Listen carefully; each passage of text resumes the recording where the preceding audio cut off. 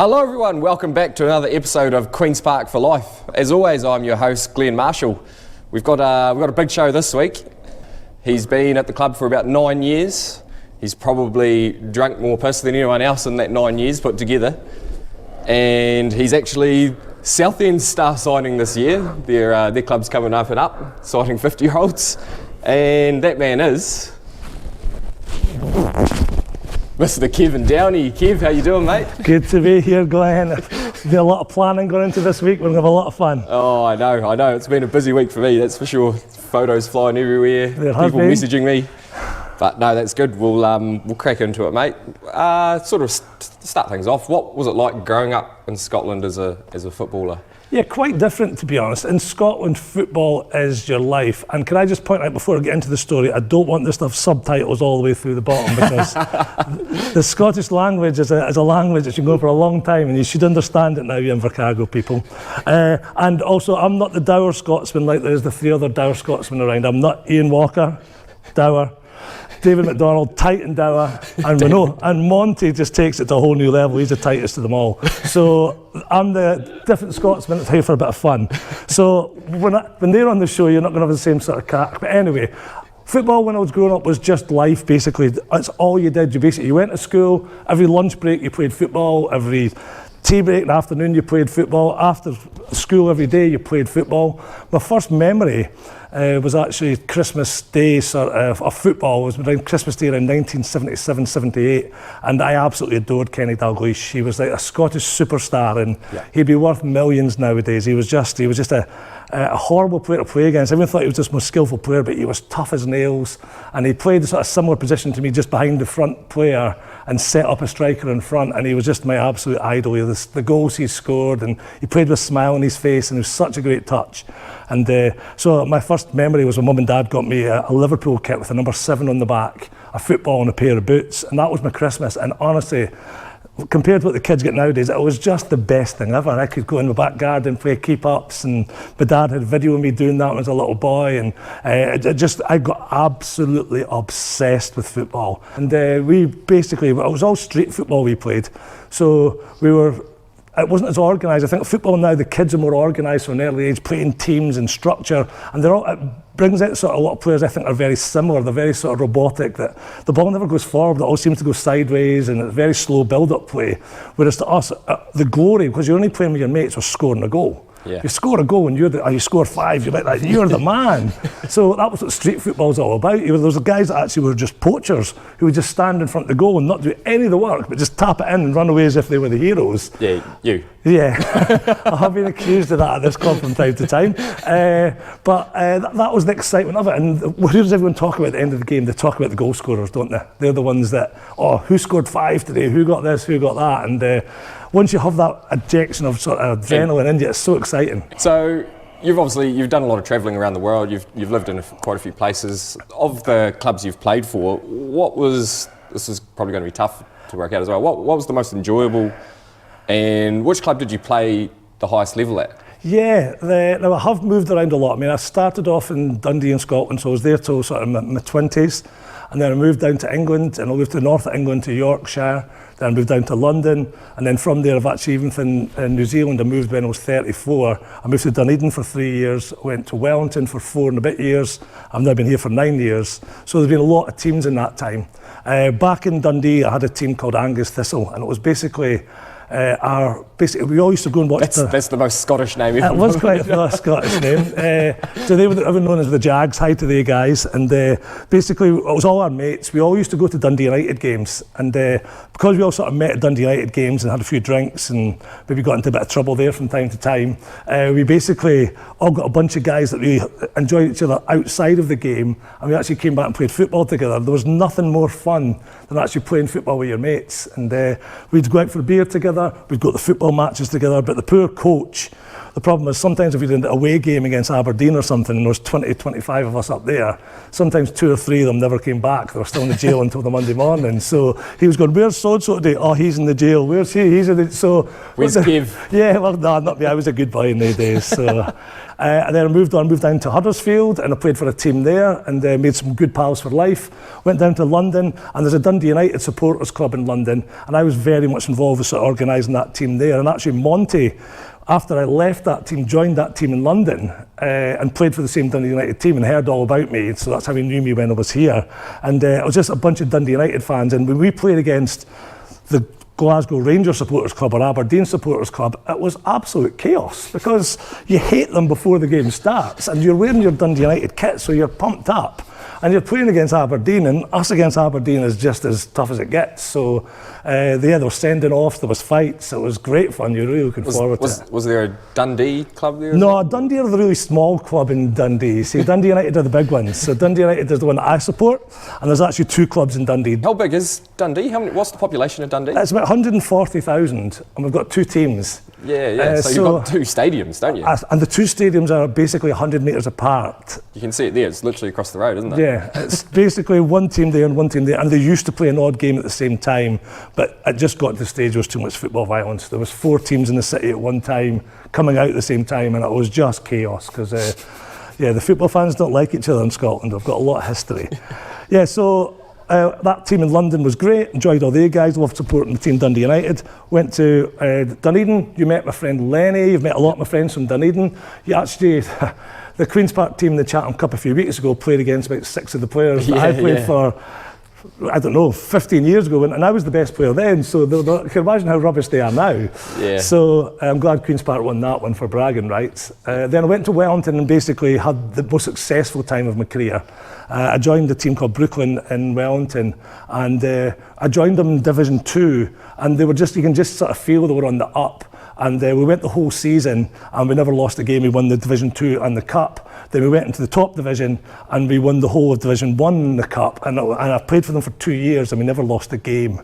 And I was just I was unbelievable. And the football that was played, honestly, the possession that we had compared to other teams, we just wore them out. They were just so tired. It was a great team to play for, and it's probably the best team I've ever played for as well. So another big part of your life is actually sneakers and shoe wear and that sort of thing, isn't it? So we've actually got a video we'll chuck up here. And that'd be nice. As an introduction to sort of how you've been involved in that. So we'll chuck that on. I was brought up in the 80s in the UK, and there was a movement called the Casuals. Excitement for them was going to football matches and seeing opposition teams and being better dressed. And my team was Dundee United, and we had our own group of guys, and every week we had to wear the latest gears, the best clothes, and we used to wear New Balance shoes, especially ones made in the UK. There was a real pride in that. It obviously has appealed to a lot of people, hasn't it? It's such a big selling shoe. There's just a nice feel to the shoe. It's a shoe that actually, if you wore it, nobody really noticed the details on it until you got close up. So it's such a wearable shoe, but it's got a real point of difference to it as well. Definitely iconic New Balance. It's a brand you can relate to. You understand where they're coming from, you know where they've been. They're not trying to pull the wool over your eyes.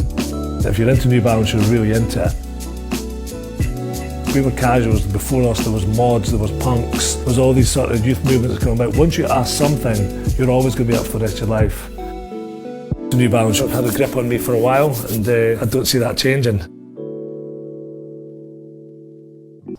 So obviously you've been involved with New Balance quite a lot. What other brands have you been involved with? Yeah, I started off at Fila, and in the UK I worked for Fila, I worked for Converse, I worked for Diesel, and in New Zealand I've worked for New Balance for 9 years, Champion.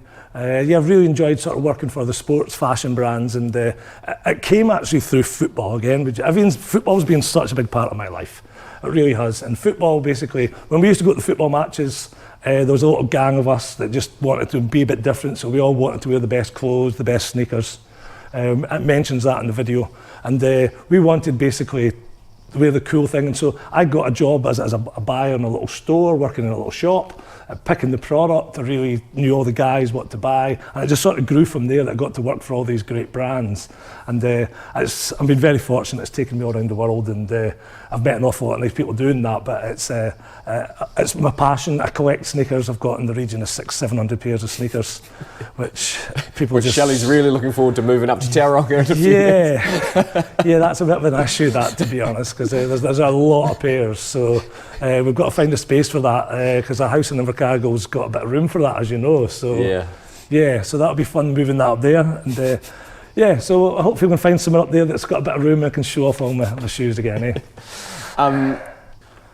You've been at Queen's Park. Well, you're not at Queen's Park anymore, are you? You've done the dirty transfer down south, which, to be fair, I think we'll let you away with at 50. Yeah, I'm 51 next week. Come on, Glenn. If the club's relying on a 51-year-old, I've scored my goals here, so I've done my numbers here. What was there a transfer fee?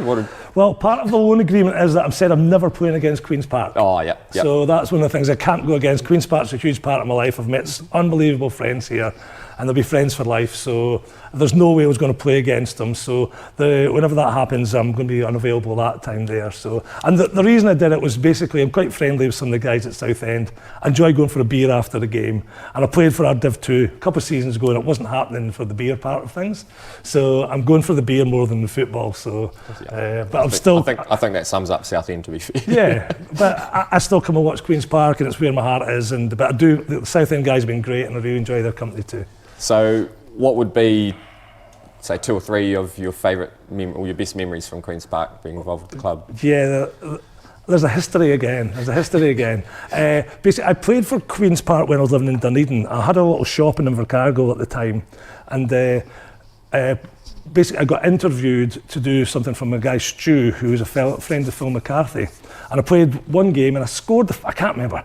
Every time I speak to Phil, he says I scored more goals in this game, but I think I scored a couple. But there were a couple of headers, and he remembered me. Then I moved away from that time. Then I moved back to Dunedin for a couple of years. I went up to Wellington, as I said. Came back and actually moved here. On the first night I had a beer here, Phil McCarthy tapped me on the shoulder and went, "You're that guy. You're that guy." I went, "What guy's that?" He went, "You're the guy that scores the goals. We need you." So this was basically in November, coming up for 10 years ago, so that had been 2012. And I played for the Div 2 side where I met Glenn Marshall. Yeah, we'll get to that one, because there was a bit of a stormy relationship at the start of that one. So basically, I played for Div 2 for a season, and I missed the first game of the season. I think we lost that one to Old Boys. Yeah, we did. It was the only game we lost. Yeah, and then I played the rest of the season. I remember Burgee, that's when Burgee was having his amazing season for the Donald Gray side. And I was obviously scoring a few goals for Div 2 at the time. Every time I came back, how many did you get? And I think I got 37 that season, which is a bit easier in Div 2, but Burgee did a great season. I was really proud of him that time. So memories from there. Basically, I played that season, and what actually happened was we actually trained in Div 2 that year. So I made us train, and think of it now, it's ridiculous, but we had a tiny little bit of the AstroTurf pitch, and so I would take training, and I was doing all old-fashioned training. It was all fitness and shuttles and work, and then just a little game at the end. Because that's all training was when I was growing up. There was none of this structure and this and that. You'd already played your school football when you were young boys with your skills. But so training was just about being fit in the game at the end. And actually, if you were at training, then you had a chance of getting the game on the Saturday. So we trained on a Thursday, and I took it. And I'll be honest, I remember it was Toby Reid and Stu that were kept on saying, "Oh, your guys train. We want to train with you guys," because their training wasn't. I think they weren't as structured what they were doing at that time. And they kept saying, "Oh, can we do your training?" And I was going, "I don't want to get involved in this, guys." So eventually it got to the stage where, end of the season, Corey said to me, I think Corey was taking over that season. He asked me to basically work with him for that season with the Donald Gray. So I sort of stepped back a little bit and sort of helped Corey with that team. And then the season after, I think I coached the Donald Gray side. And that was a fun experience because we seemed to lose all the players that were there before. We all seemed to lose them at once. They all disappeared. So we had to find, you involved in this at the time, we had to find a whole bunch of new players. And actually Shelley, my wife, was our chief scout that season down at the hospital. Yep. And it got us Garvey, it got us Gareth, it got Rowan, it got some really good guys who, and it's really strange that all these people that are there are still massive Queen's Park fans and still in contact with us. Really, I think with a real sort of... That's one thing I've noticed is that people leave the club, they travel away, but they still are involved with the club. Yeah, They still they keep in touch. their head out and they keep in touch all the time, asking at Queen's Park how we're doing, and we've remained friends with a lot of these guys from that time, which is really good. So we basically had a tough season that season. I think we finished third behind Queenstown won the league, who had quite a good side, but we did beat them. Our best performance was against Queenstown, and remember Lloydie at having the game. Park. Yeah, Lloydie his game of his life, and I was on the bench, and I was terrified because I didn't want to come in because the game was too fast. So, yeah, thankfully no one else got injured. But honestly, some of the guys had great performances there. We were within 3 games of the season of actually still a chance of winning the league. But we just ran out of steam. We had a game up in Queenstown and Burgee basically got told he couldn't play for whatever reasons. I think it was an argument in the sidelines or something. It was just so petty.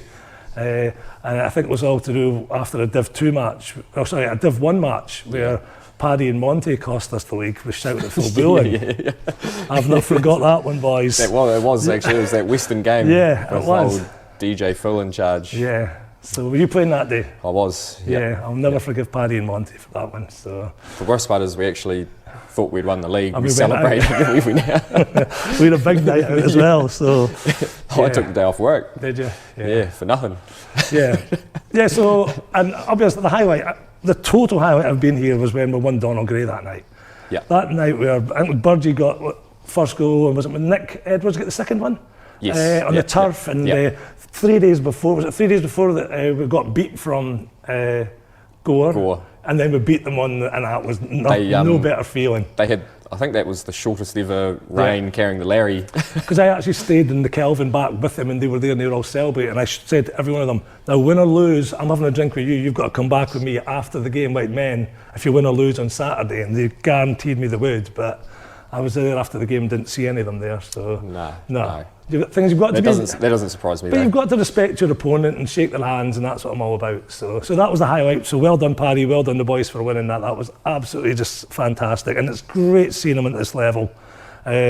I think football's all about developing young players. It's what it's all about. Let us in Div 2, the old guys, play what we want and do what we need to do so we can enjoy ourselves, but it's all about getting the young players through. And there's been a great bunch come through recently. I know that's taken a lot of work from Corey and all the coaches, and Dion's doing a great job now, what they're doing with the kids, and just that really makes the future of the club strong. And we cannot, honestly, these people don't get enough praise and thanks for the time and the effort and the hours they put into it. Absolutely, and the club as a whole has to show ambition as well to make these things happen. So just the big thanks to the whole club really for what's been going on this year. The committee, when I first see it, I thought, how is our committee so big? What do they actually do?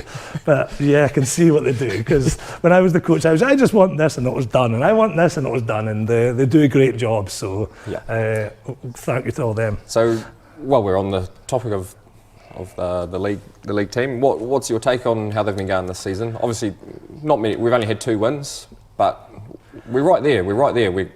What I've seen from them is I've never seen them get hammered from anyone. They're in games, and they're basically, it could go either way, and it's just a break in the ball, or it's a bit of this and a bit of that. So they just need, I don't know, a little bit of something extra, just to get them through the games. And in these tight games, winning these tight games is going to make all the difference. There's going to be some games now at the end of the season that are close, with 15, 20 minutes to go, and we've got to be that team that gets that goal. Because if you don't, then you can just get in a bit of a way free fall and going down the way. So we just need some people to step up and go, this is why I'm here. I'm the senior player in this team, or a young player in this team, and we've all got our favourites. Mine's Caleb Castle. Hi, Caleb. So I just love watching that boy. I've seen him come all the way through. And so you're obviously the event organiser of Hop and Vine. Yes. And there's been a bit of a name change go on. What's the story behind Hop that? and Vine, the reason we did Hop and Vine was basically, you know me going, I'm always wanting things to do. So I just felt there was, what we're going to do this weekend, what we're going to do there. Well, I mean, you'd have less time to worry about that if you had an actual job. But yeah, that's fine. But this is my job. So I was wanting something to do and things to do at weekends and stuff, and I just thought we would love to do this. And so the idea came to build a beer festival, and Queen's Park's been involved in it from the start. Again, we've had volunteers from the club. We've basically worked with you guys and tried to sponsor as much as we can through that as well. And it's a big part of who we are. So the reason that it's changed is we've actually got an event in Tiana now. We're thinking of doing an Oktoberfest. We're thinking of sort of building on the Hop and Vine brand. And it's quite confusing if they're all called Hop and Vine.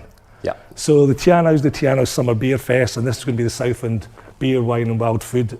So you can sort of, but people are still going to class it as Hop and Vine and Invercargill, but it's just so there can be differentiation in case we've maybe got two sets of tickets on sale at the same time, that people don't get the wrong thing. Yeah. And we want to basically attract a larger audience to it as well.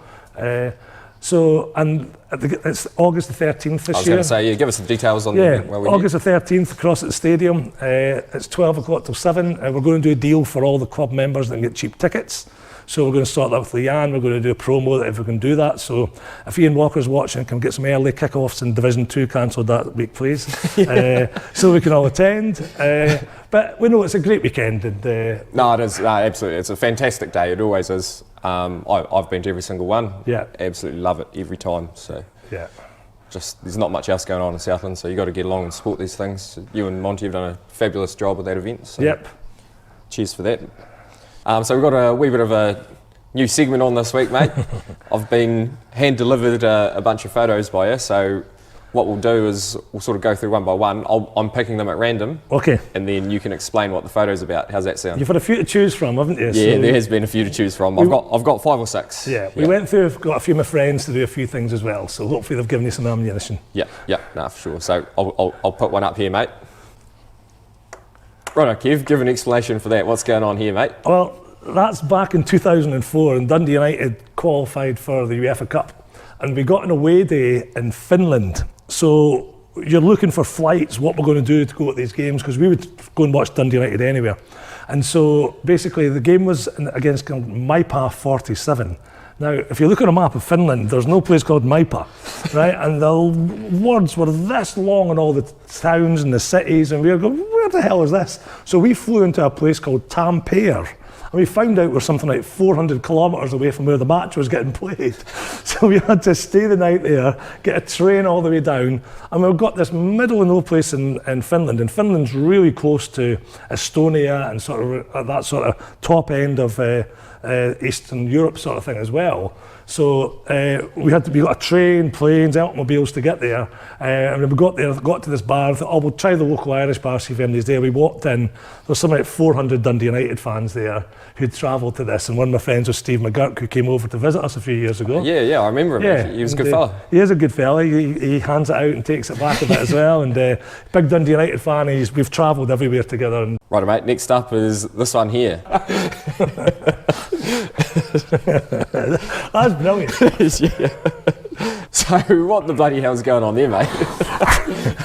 There was a bit of alcohol involved again, you might have noticed. I was back living in New Zealand at the time, went back to the UK, and I went to Bradford, where Paddy and Helen are from, and hi to them.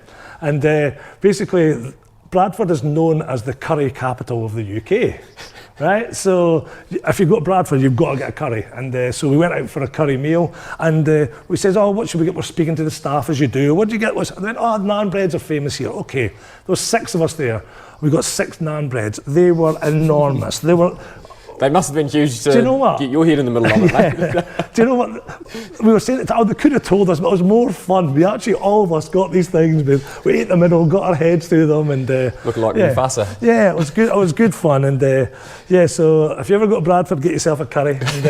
And Paddy will tell you where that restaurant was, because he knew where it was when we spoke about it. So it was in the student area at the top of the road. So yeah, good fun times. You've got to go and enjoy yourself. Right, mate. Next up, we got this one here. I'm going to point out that's one of the few times you'll ever see me with a shirt and a tie on. The other times is when I'm in court. So that was basically in 1994. Dundee United, who've been going since 1909, have never won the Scottish Cup. And when I was 24, coming for 25, we won it. You cannot understand how big that was. So was that the manager, was it? No, that was my friend Gareth. Oh, okay. So, yeah, we basically got hospitality one day. We got to hold the Scottish Cup, which is the oldest national cup in the world. It's valued at over £1 million, that cup. It's pure solid silver, and we're very proud of it in Scotland. Dundee United have only won it twice. We've lost it a few times, and Motherwell beat us in '91, which Ian Walker forever reminds me of. But it was the biggest thing. We all got tattoos, and we're all just crazy about Dundee United, and the tattoos there to be proud of when we win the Scottish Cup. So it's one of the happiest memories of supporting my club, which I have supported, and my season tickets here approved since 1982. So you were actually saying earlier, weren't you, that you got this one here. So the season ticket, you actually got to watch a whole season's football. Watch Dundee United knock over Barcelona. Yeah, we were a great run that year. We played some like 70 games that season, and I was a squad of about 14, 15 players, and I had a season ticket for £28, and we got to the quarterfinals of the UEFA Cup, and we beat Barcelona home and away. For the second time, we've played them 4 times and beat them 4 times. Never lost. Never lost, 100% record against Barcelona, which isn't bad. Small club, Barcelona. I know. They fear us, so they complain about all these other big clubs in Europe. That's Dundee United is the one they fear the most. Right, we've got a couple more photos here. So 6 fingers, I'm guessing that means 6 goals. It does. This actually popped up on my Facebook last week. It was 9 years ago this last weekend. Oh, really? And basically, that was Pete Driver, top guy, who was great fun to play with that season. And we were playing against the other Queen's Park team.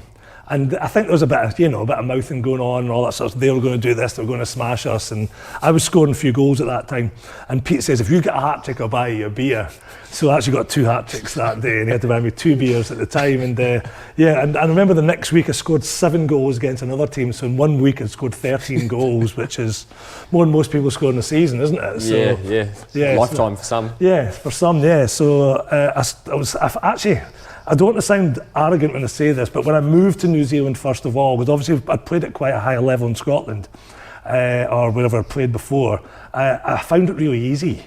I just found that people with their first touches were quite bad and all that sort of stuff, so I could just sort of wait till they missed control and nip in, and then I sort of scored. So I think when I played that time in Div 2 then, we just rolled over teams, didn't we? So we had a strong side, and to score 6 is, I've never done it again, score 6 or 7, but it was a really enjoyable time. So. Righto, mate, lucky last. Well, what's this one going to be? Oh, you and Bex, mate. You look like you're having a great time. Did you get that one off his Instagram last week, did you? He's been showing off that he met me a while ago. He heard about my 6 goals against the other Queen's Park team. But anyway, David Beckham, there's a story about everything. It's always involved beer, I'm afraid. I was working for Converse at the time, and we were in Malta, and it was 1999, and Man United had just won the treble, so it was like they're one of the greatest ever teams. So we're in this big posh hotel, and all of a sudden one day we see Gary Neville going past, and we're chatting away to him, and he was honestly top guy. We're in the pool, and when you're in the pool and you're throwing the ball, you were throwing the ball and heading it, and Gary Neville was a great guy and having good fun. And then basically we went out and played pool the next night, and we're in an Irish bar again, and I got chatting to a Scottish guy and a guy from London, and we were kings of the table at playing pool. So we're playing pool, these guys come on, we'll play you boys, where are you from? Yeah, chat. And we sort of mentioned, oh, Gary Neville's here, we saw Gary Neville. And going, oh yeah, I know him. Oh, how do you know him? Well, I'm David Beckham's dad. We're like, yes, sure you are. So, and other guy said, I'm Alex Ferguson's brother. Now, if you go to a pub and someone says you're David Beckham's dad and Alex Ferguson's brother, you're like, what are you thinking? Yeah. You're thinking the same as us. Talking shit. You were thinking, yeah, good one, yeah. So we'll play a game of pool, I'm not going to say who won because I can't remember. And then we're like, yeah, no problem, see you guys. We were thinking there were a couple of Billy bullshitters. And then the next night we go to the bar, I get a tap on my shoulder. Kevin! I turn round, this is my son, I want you to meet my son. That was David Beckham. My face was just like, you're joking me. So they were actually in Malta for the Malta Supporters Club with the European Cup, with the FA Cup and the Premier League. And unfortunately, the picture's not the best. There was other pictures that I've not got my hands on. I had pictures with me in the European Cup. And there's other pictures of me and Beckham as well, but the one that was saved and got, I look so drunk. I just want to zoom in quick on your face there. Yeah. You're just drunk. Yes, I'm just drunk. My mum and dad could be watching this.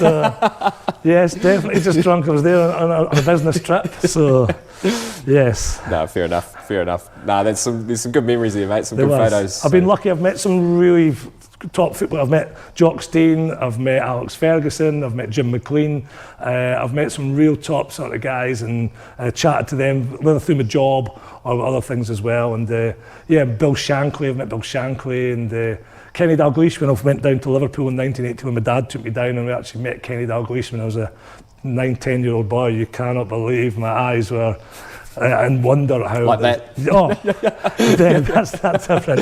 I'm glad you never put up some other photographs. No, thanks for sharing them, Glenn. No worries. Okay, mate, well, we're at the part of the show that everyone loves. We'll kick things off the Who Am I? So, same as always, there's 5 clues. Yep. First clue's worth 50 points, second clue's worth 40, and so forth, till you get down to 0. Thanks for explaining that to me. Yep. You're a bit simple, mate. I don't want to get confused. Since I told you how to do this game.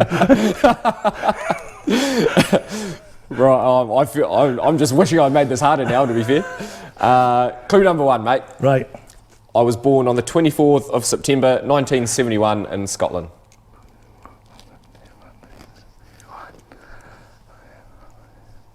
Scotland in 1971. 71.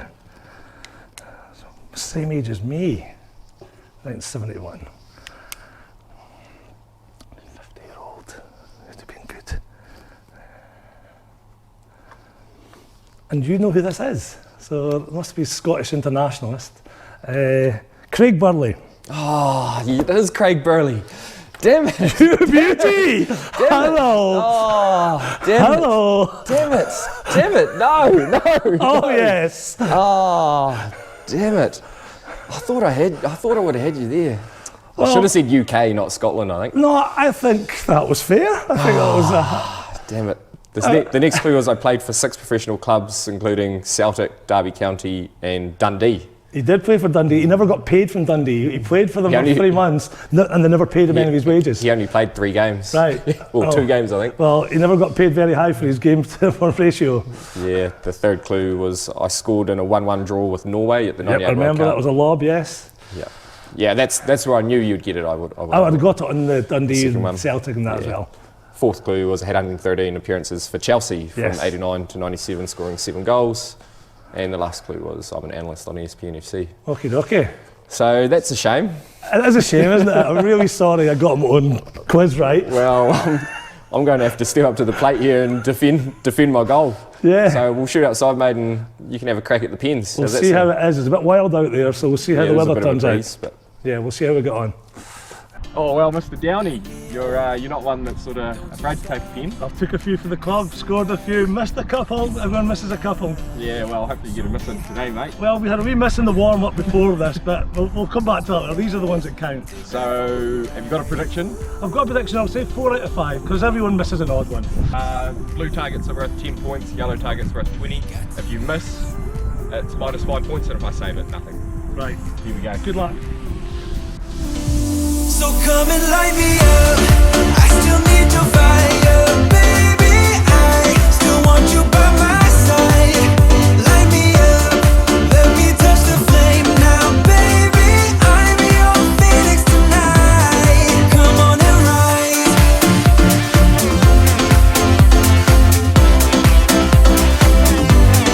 Come on and rise.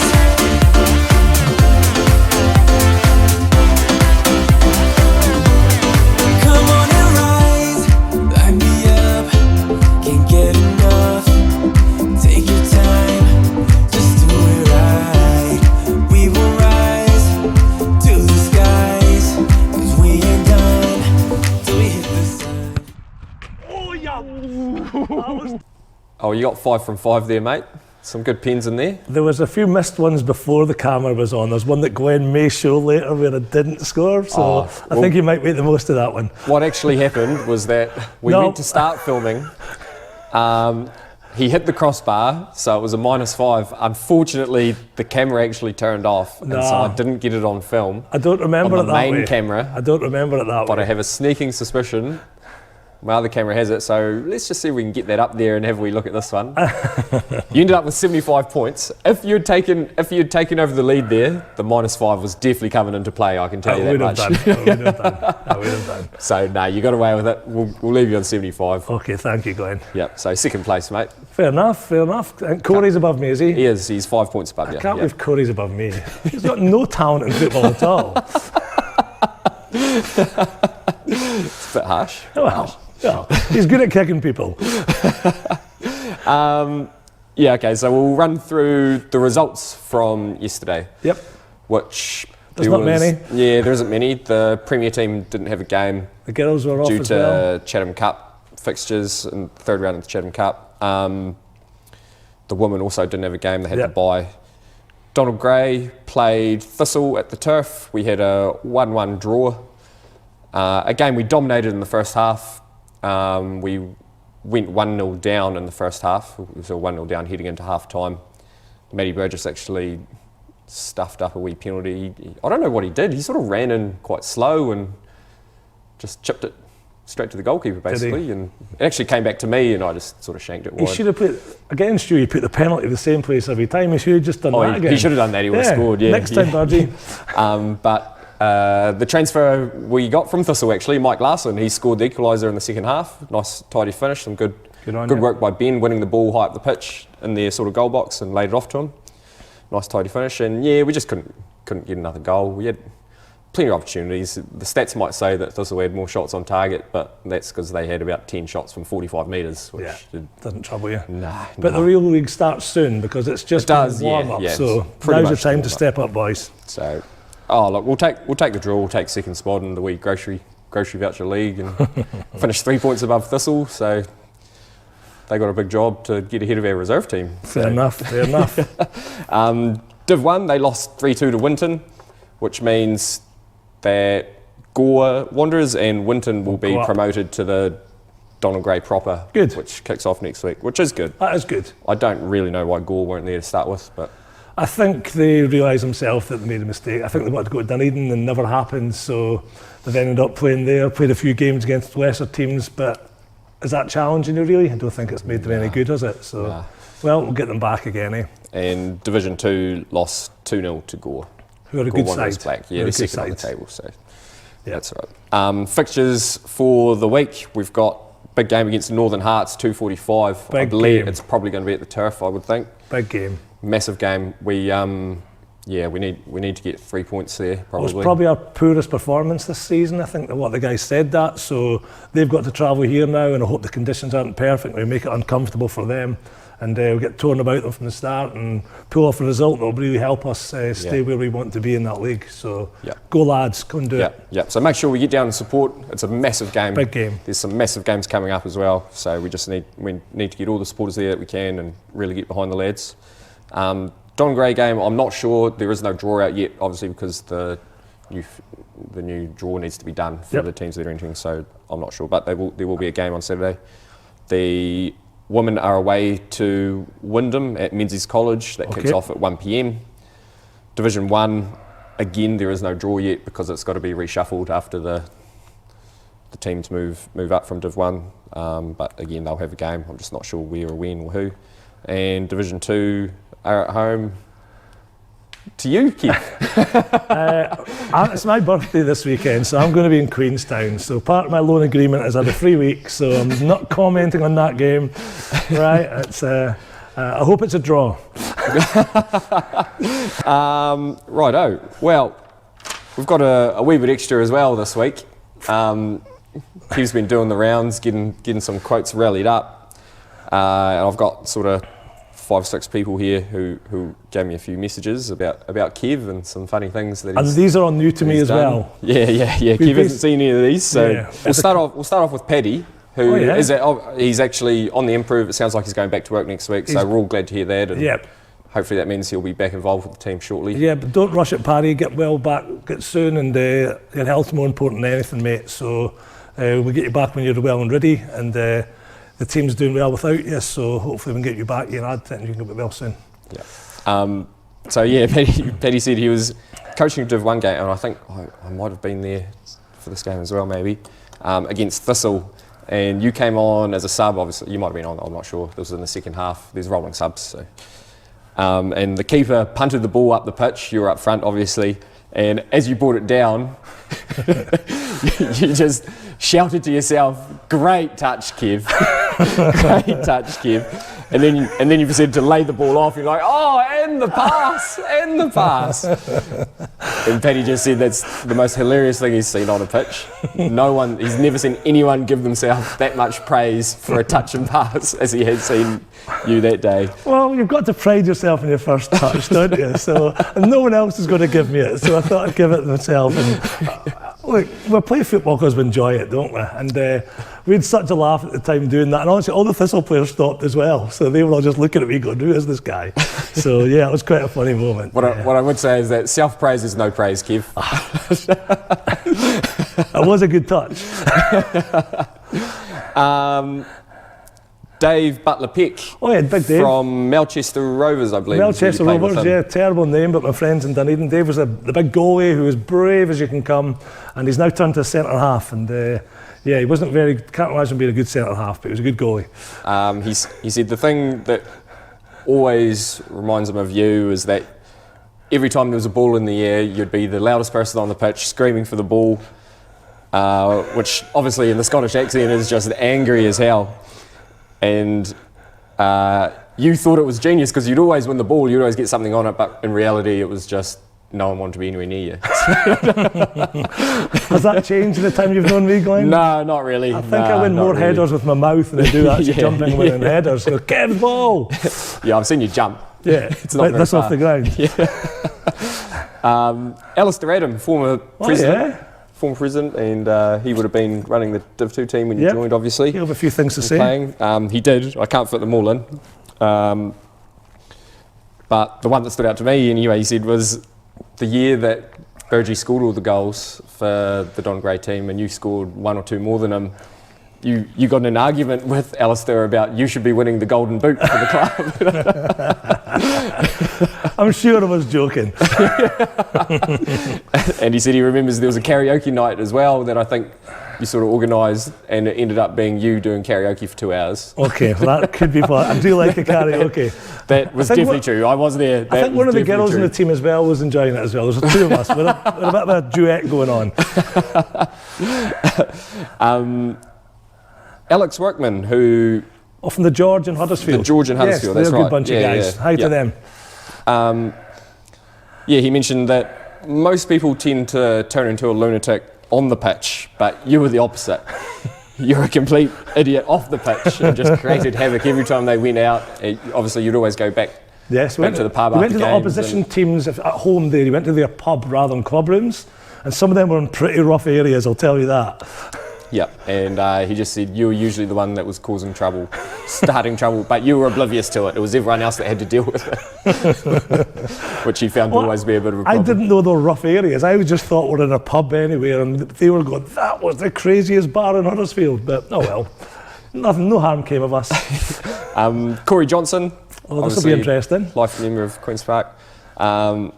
He didn't have too much to say, to be fair, but he said the one thing that sticks out the most is that when he coached with you for the year, obviously, or maybe 18 months or whatever it was, he said he's never seen a coach that he's been involved with for that long never touch a cone.